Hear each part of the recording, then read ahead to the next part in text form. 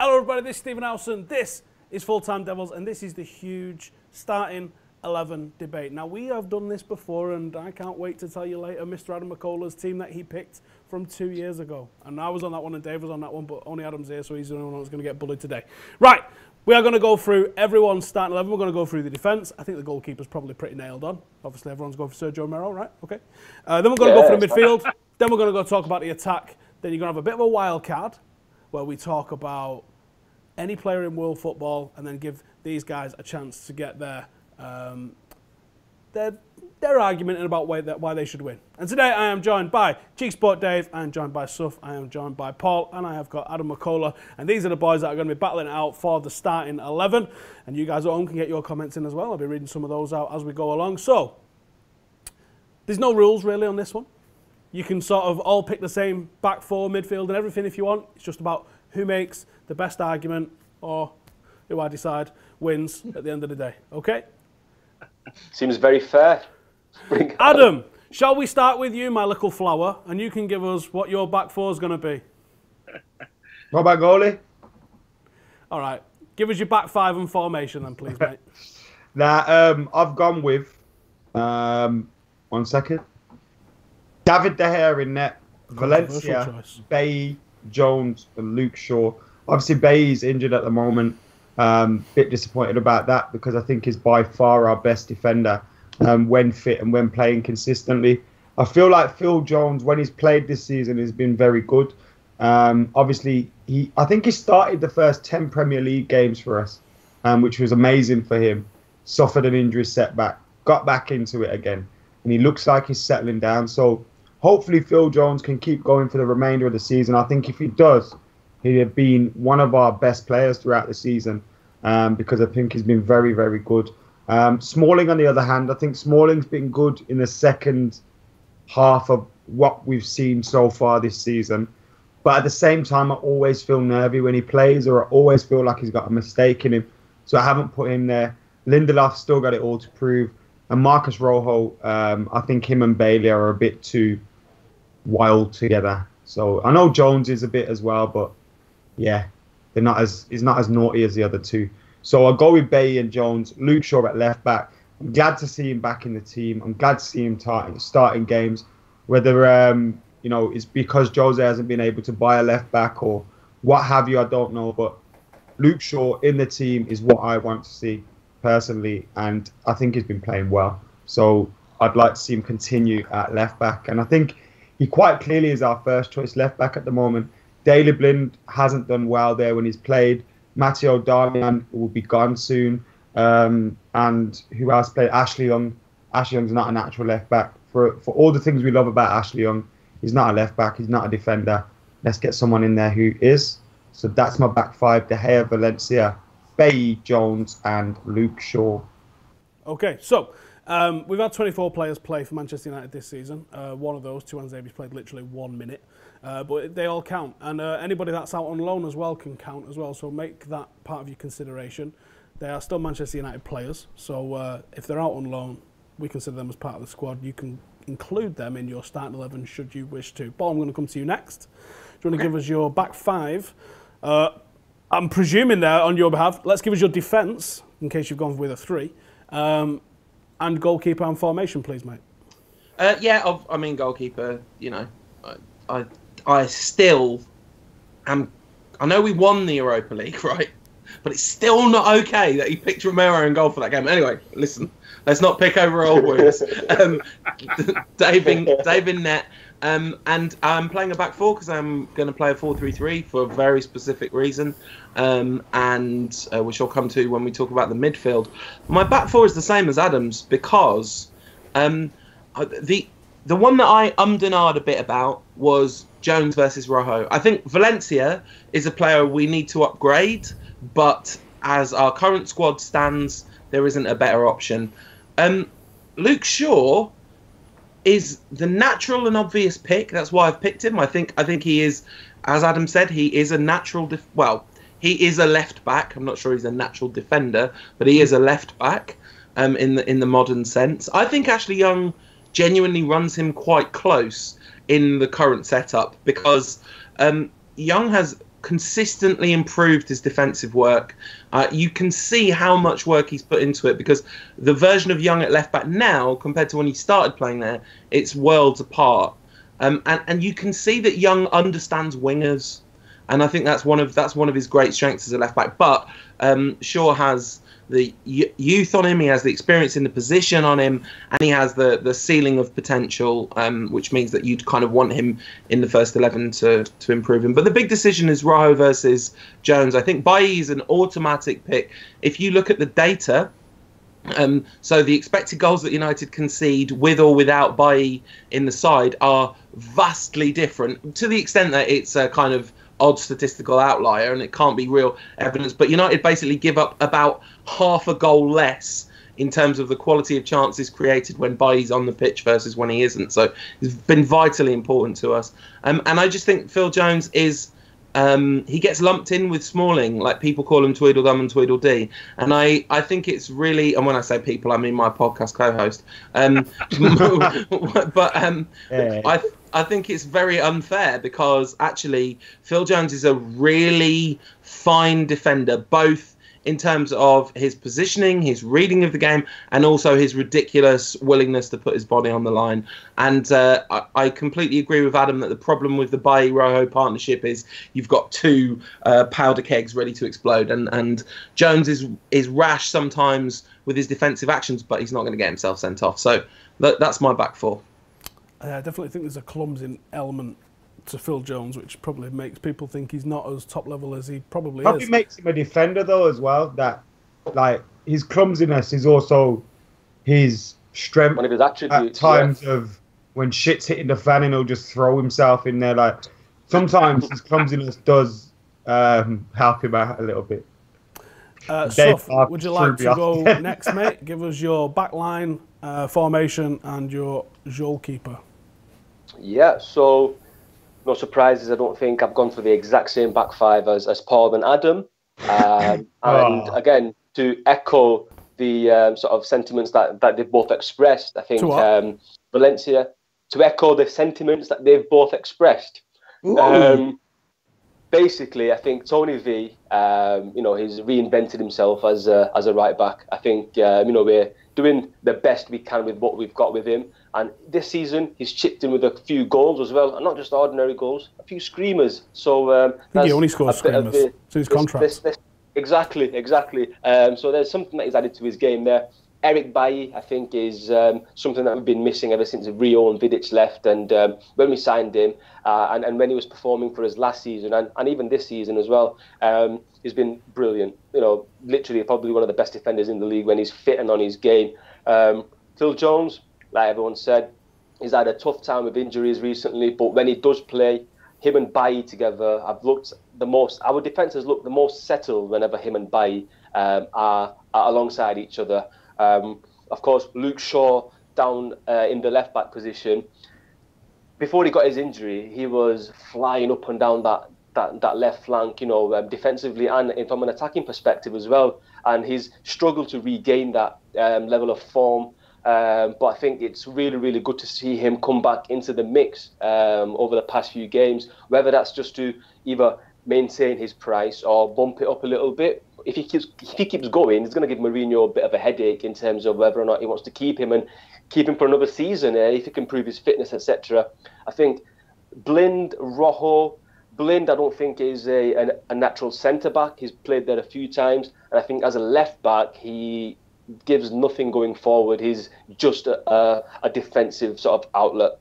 Marcus Rojo, again, going in the left-back position is not really his most natural position, and left centre-back, him alongside Bailly, agreed with Adam and Paul, they'd be a bit too wild. I think Chris Smalling, he's a little bit clumsy. He's a lot more clumsier, I think, on the ball and awkward than Phil Jones is.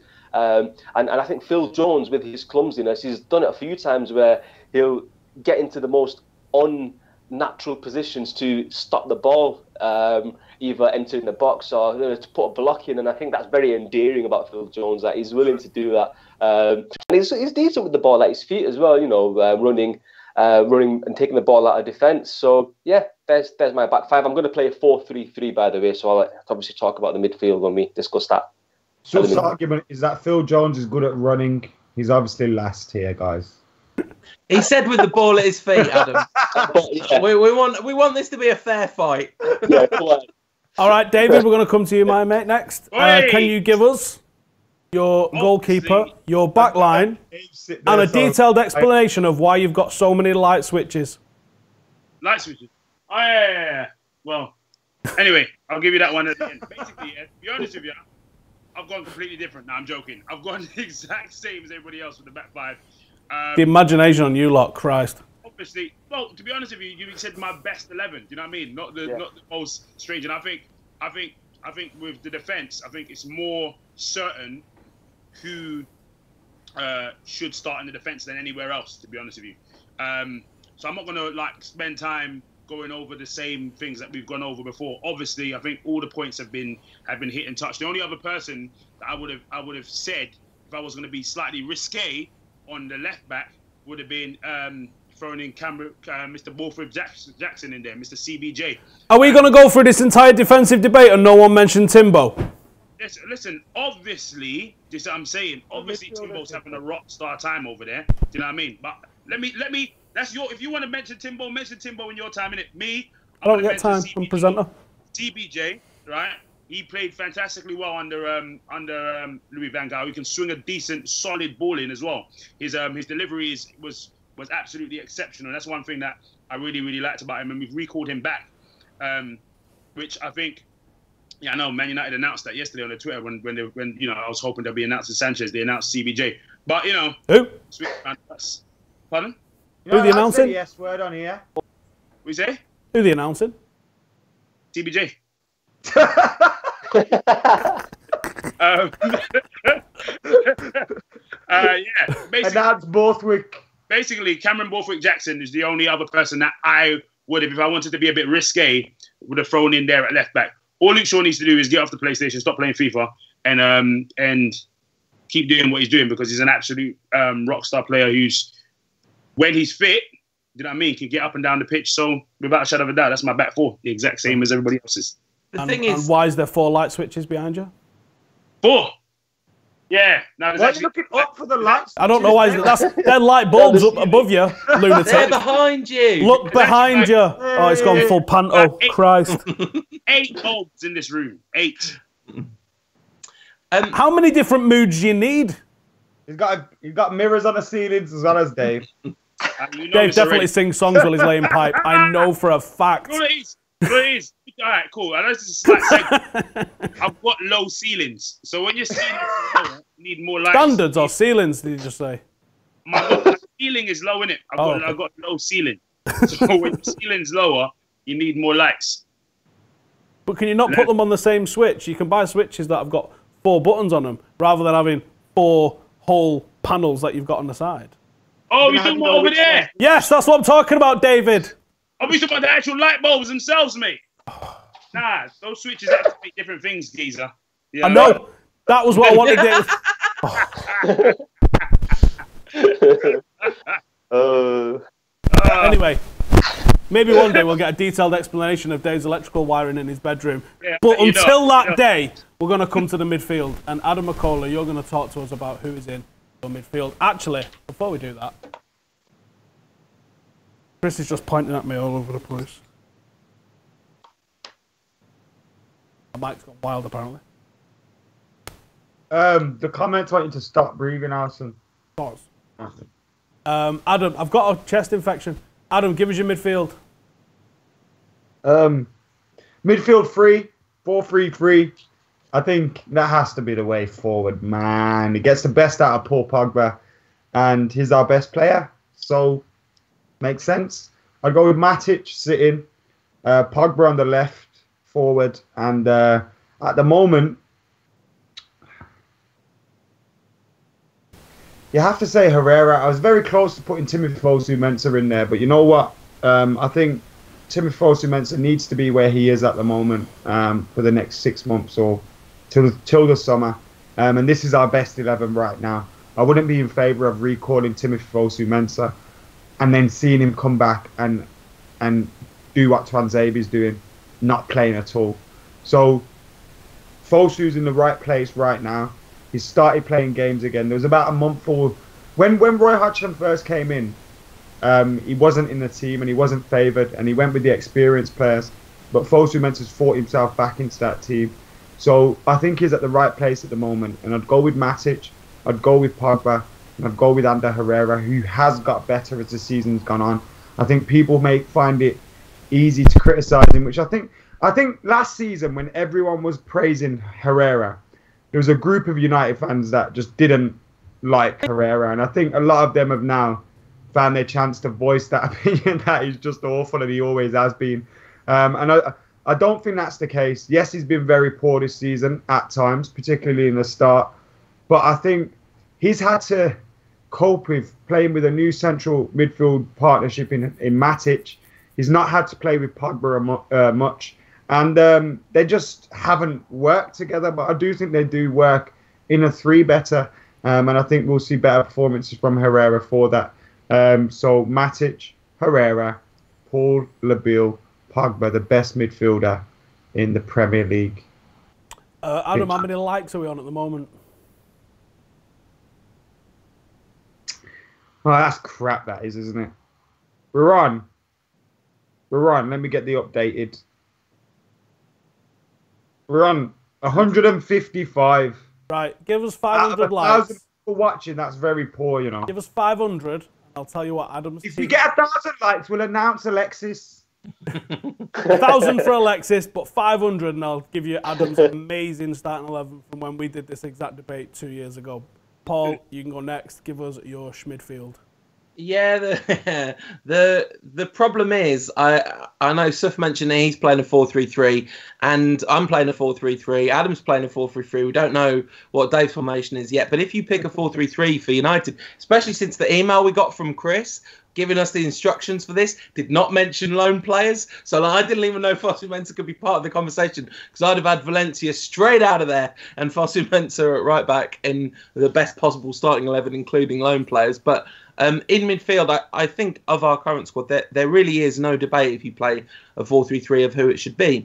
And really then the debate becomes, okay, so why do you play a 4-3-3 then? Because Herrera, Matic and Pogba are essentially, I mean, unless you really kind of say, okay, well, Herrera's been in such poor form, you pick McTominay. But actually, I think Herrera's struggles have been hugely about confidence.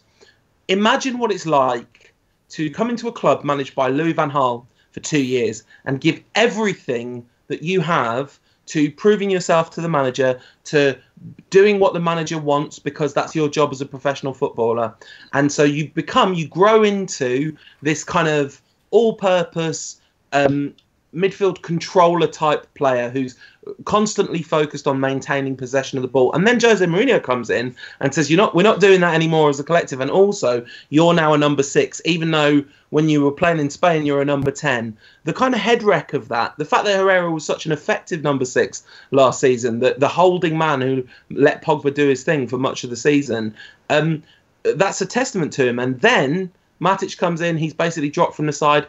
Confidence is shot. Herrera's biggest problem this season has been that he's reverted to looking for the backwards or sideways pass to maintain possession rather than hit the forwards quickly. That's like number one. You see it time and time again. He just ends up looking the wrong way up the pitch. But there's a fine player in there. And also, if you look back at Herrera's time at United, generally speaking, in all his time at United, it's been the second half of the season where he's really shone. So he might be a bit like a Michael Carrick. Fergie always used to say Carrick started the season slowly. Maybe Herrera's one of those as well. Anyway, the key reason you play a 4-3-3 is because Paul Pogba is the most important player in United's outfield by an absolute country mile.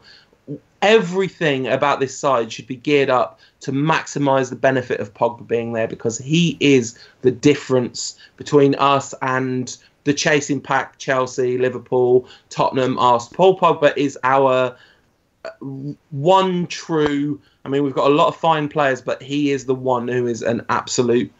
He's in the very upper echelons in world football. So you have to play a 4-3-3, and that's why Herrera gets in the side, essentially, because Pogba is a fine midfielder. Like, he does well in a 2. He's good at it, but you don't get the maximum benefit out of him in a 2. So that's why you've got to play a 3. And the players pick themselves. I can see the rest of you lot here picking the exact same midfield, but I do think the final three might be where the differences are. I remember 500 likes and we annihilate. I mean, I tell you exactly what I did 360 at the team moment. 2 years ago. Right, Suf, give us your midfield. Yeah, I think, again, Adam and Paul have touched upon it, and I've gone for the exact same midfield and the exact same setup for the reasons that they've already mentioned. I think Ander Herrera, man, last season, he was decent, it was good, but this has to all be centred around the fact that we signed Matic in the summer, and he was signed to provide us with that defensive midfield steel to allow Pogba to stretch his legs. And I think Jose mentioned early in the season, let a horse run freely. And we saw that against Everton when Pogba was given that freedom to just roam and be creative. He took his own initiative and he was wonderful, got 2 assists. Against Stoke, slightly similar. He was absolutely fantastic, got another 2 assists. And that happens because we've got someone who he can trust in Matic, but also Herrera being alongside him. You couldn't really pick anybody else, plainly because there's no one in the squad that's good enough. Fellaini can't do the things that Herrera can. And I think with Herrera, I think Paul touched upon it. If he was a bit more imaginative in his forward play, he'd definitely be a regular starter. But I think why maybe Mourinho has gone for a midfield 2 in the past of Pogba and Matic is because of the fact that we've got Mickey and Mata and Jesse now, who are more than capable of occupying that number 10, or just what you call right attacking inside channel position, and that seems to have worked better in terms of progressing the forward play. But yeah, I think there's no one else you could pick for that midfield 3 aside from them 3. David, tell me you've gone something different. Listen, I have gone for something different. All right, see what I'm saying? I'm here to jazz it up. You know what I mean? It's getting a bit, you know what I mean, same-ish, you know what I mean? So I thought, let me razz-dazzle and put a bit of razz-dangle on this action. All right, go on. 7 of them words you said don't even exist. What are you on about? Give me your midfield, maniac. Razz-dangle is a drink, mate. Trust me, check it up. Look it up. Google it. Razz-dangle. I thought he lived How'd you spell it? It's pretty give me your team. Razz-dangle. But yeah, basically, I've gone for... Name for his one, really. 2-2-3-1. Ha-ha! All right? Now, obviously, I've gone for Matic. I don't even know how to like even reveal this now. Obviously, I've gone for Matic and Pogba simply because Herrera doesn't get anywhere near the side now. And the truth of the matter is, yes, I'm a big Herrera fan. I love Ander Herrera. In fact, I've even got a shirt with Ander Herrera on the back.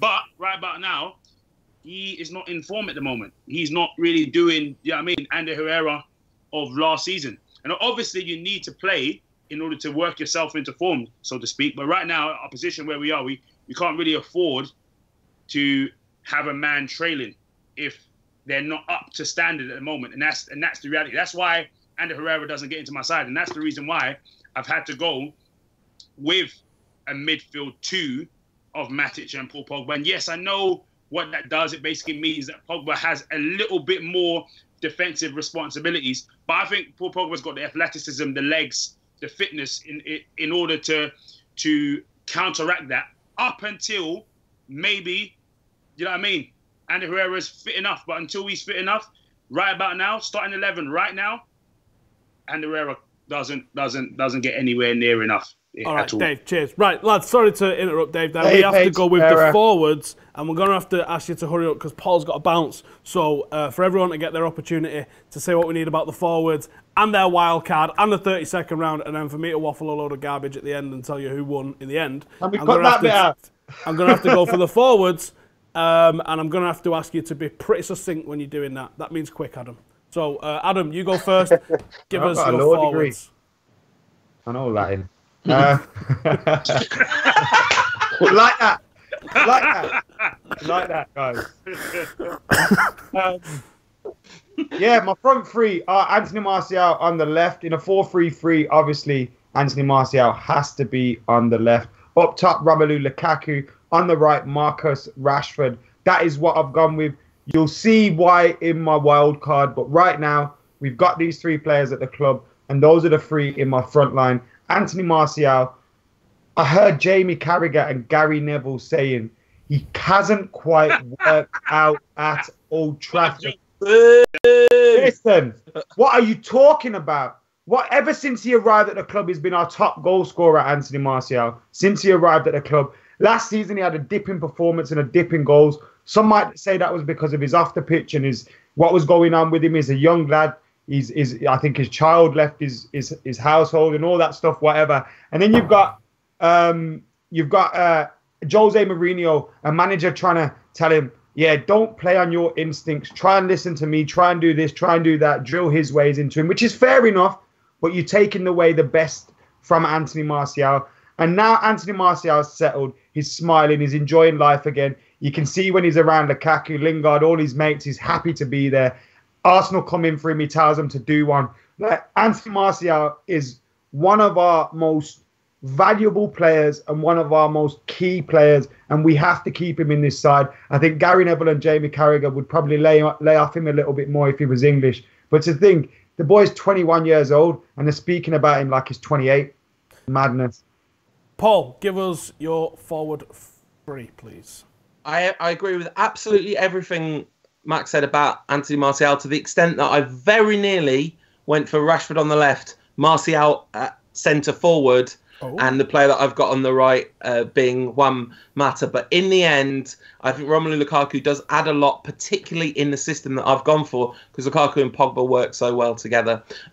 I think Juan Mata is absolutely integral to our attack being a functioning unit. Like, I love the idea of Martial on one side, Rashford on the other side, but not if it costs Mata a place in the side, because he knits everything together. He hasn't got the flashy numbers this season in terms of goals or assists, but the performance against Stoke, Pogba was deservedly man of the match, but Mata was integral to making all the pieces fit together. So that's why even though I'd love to have Lingard in this side, I'd love to have Rashford in the first 11, and it's like I said, it was a very narrow decision between squeezing Rashford in by dropping Lukaku, but I also really do like and rate Romelu Lukaku very highly. So yeah, that's the team, that's the front line I've gone for, and why. You say you don't think Mata has the flashy numbers and stuff, but he's actually got a virtually identical set of stats at United to what Coutinho had for goals, assists. This season, I know, I'm only talking about this season. His record for what he's just gone for is crazy. Yeah. Give us your forwards, please, brother. Yeah, so my forward line is exactly the same as Paul's, and for the exact reason why he's explained. I mean, Mata has been one of probably my favourite player this season, period, because he's a magician. The trickery, the elegance with which he plays is, honestly, it's amazing to watch. And sometimes you just watch the way he receives the ball. He almost knows what his next move's going to be, and the way he progresses play, and the way he, as Paul says, and knits things together, it's just sumptuous. It's amazing. It's beautiful. Anthony Martial on that left-hand side, although he's not a natural winger, he's, I think, a better dribbler than Marcus Rashford is. Marcus Rashford just raw pace, but with the ball at his feet, Martial, he puts everybody on their asses, basically. And he's really, really good. He's added another element to his game as well, which is sort of trying to get to the byline and getting the ball in, and so providing a little bit of width if possible. Mata obviously on the right, Martial on the left. Lukaku, he works really well with Pogba. His link-up play is absolutely amazing. People have just been focusing on his goals this season, but they don't look at how well he links play, how many the runs he makes off the balls, and how just his intelligence, general intelligence. I would have loved to have put Rashford in there. I would have loved to have put Lingard in there. Loved to have put Mickey in there, because this debate is based on the current squad. But I think Mata is the reason why I've had to play it as I have. David. Someone said Soft looks like Walcott. David, give us your forward four. This is why I win, all right? I'll tell you why, yeah? Because everyone squeezed Andy Herrera into the side, yeah? A player that's currently poor in form, yeah, just to make 4-3-3 work.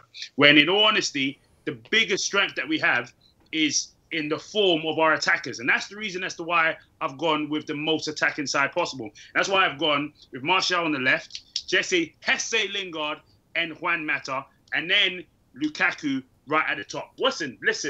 I don't understand why Hesse is not in everyone's team. Hesse is a player in absolute form at the moment. He even played scintillating football against Stoke.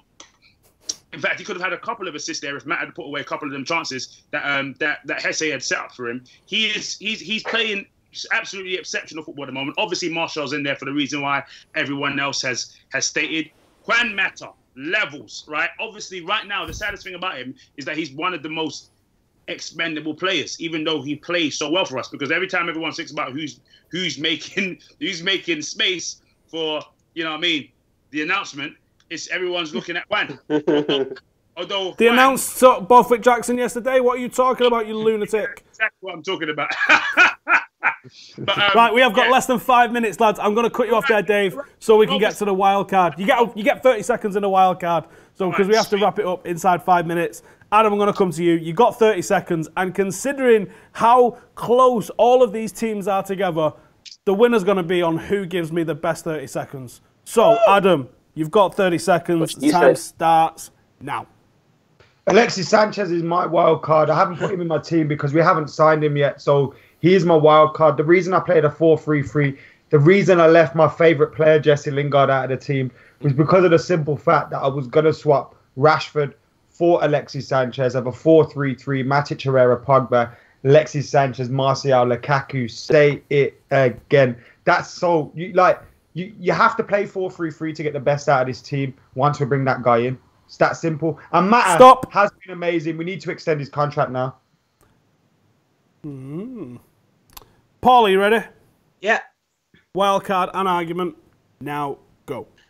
In 2011, after the Champions League final, Sir Alex Ferguson was asked, which of these Barcelona players would you have in the side? And he looked at the journalist with a look of utter disdain and said, that's the stupidest question I've ever been asked. And frankly, when you say, what wild card of any player in world football would you replace one of these players? There is only one possible answer. And it is Lionel Messi. So sadly, I would drop Mata for Lionel Messi out of this side. Stop. It's literally the only option. So it'd be Messi, Martial, Lukaku up front. Yeah, it sounds all right, doesn't it? Sounds okay. Suf. See, I've gone for a slightly tactical decision. I know we've praised Ander Herrera, and I absolutely love the guy, but there's someone out there I've been a big fan of for a long time. That's Blaise Matuidi, currently of Juventus. And he is, for me, he's Paul Pogba's midfield partner for France when they played together. He's just a slight upgrade on Herrera, not afraid to run with the ball, make ballsy runs. He's comfortable in the critical areas of both halves, box to box. He can play with the ball at his feet. Sif's all about that Blaise. He loves a Blaise. David? All right, listen. Go. Obviously, I could have gone with Lionel Messi. Good choice there. But I've chosen Mbappe. All right? I've chosen the one and only Mbappe. The reason as to why is obviously Manchester United already have two French internationals playing in their squad. You have the third one. You add the one that's going to have, that looks like it's going to have prolonged success for a long, sustained period. Kylian Mbappe would be fantastic in this Manchester United side. He is confident. He takes on players. He takes games by the scruff of the neck. He's got tricks. He's got flicks. He's got flair. He's got absolutely everything. And he is the future of world football. That's why I've put him in. Okay. The arguments are in. Dave, you're a maniac. You think you're winning with Mbappe when we've already got Rashford. You lunatic. Brother, what do you mean? What are you talking about, Geezer? What are you talking about? You would have had Mbappe. Not over what we've already got. I don't think he's the pressing need of what we've already got. I didn't say over Rashford. I said Mbappe. That's it. Yeah, I think with all the players that you could have gone for, I think that you're choosing Matuidi when you've got the whole buffet of world football in front of you. You went for a breadstick instead of a steak, my friend. You went for bread. You don't fill up on bread at buffets. If we're not all going to pretend Sanchez is better than Messi, then why are we not? Why are we here today? We're not. And I think Paul's argument for a wild card is absolutely perfect. You bring Lionel Messi into this Manchester United side, and you've got an absolute party. And really, that should win on that alone. But I think the realism of the fact you ain't getting Jesse Lingard, it might as well as say, play me because I'm really good. Because it's about as likely, I think. So, you unfortunately... just say Jesse Lingard when you just said Jesse Lingard instead of Lionel Messi, which is like a really understandable Freudian slip, to be fair. He is the next best.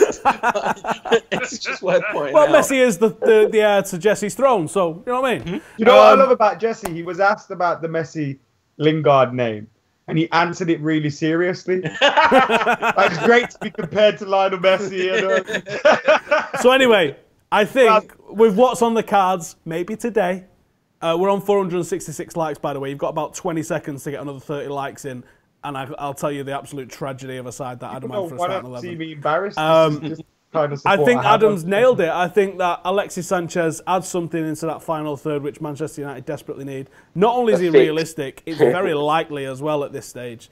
So while we can all dream, a wild card, not a realistic card. Yeah, exactly. That's what it's a wild card idea, but still a realistic that's answer. David now banned him. So for me, I think Adam just takes it, but it was extremely close. I think it's interesting to see that everyone's got exact same thoughts on defence, very similar attitude to midfield, and just a little bit of a slight variation in attack. It sounds like we've just got all of the likes that we needed. So here's this absolute disaster of a car crash 11 that Adam picked 2 years ago. Now, I might remember, Fosu Mensah had played exactly one game for United at this time. Adam decided he needed to be in the best 11 we could put out. David net. It was Darmian at right back, Adam. Smalling and Fosu Mensah at centre half. Herrera and Schneidlin with Juan Mata. Pereira on the right wing, Memphis on the left wing, and Martial up front. That was Adam's 11 2 years ago. I mean, really, I've lost audio. Given the squad we had at the time, it's not that bad. Like, what that really shows if we is that played we've made that, Van Gaal would still be here. Right, thank you everybody for watching us. Get your comments in below. What is your ideal starting 11? And throw us your wild card in there as well. Who do you think won the debate? Because I'm not the only answer here. You can have whoever you think wins the debates, as long as it's not Dave. And oh, what you absolute hot mess, mate. Thank you guys for watching. Make sure to subscribe. Go give all of these guys a follow on social media if you can find them, because some of them have absolutely disappeared off the face of the earth. Subscribe to CheekySport and all the rest of that caper. Thank you guys for watching. We'll see you later.